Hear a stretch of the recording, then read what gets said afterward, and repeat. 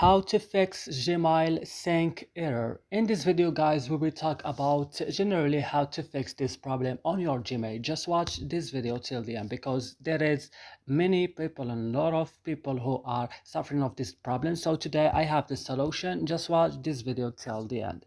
So first you have to open the settings of your device or your phone, and after this go and search for apps option as you see like I'm doing right now.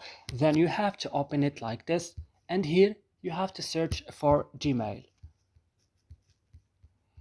When you found it, just click on it, then you will find this list. Go to storage option, then here go to the last button, clear data, and click OK.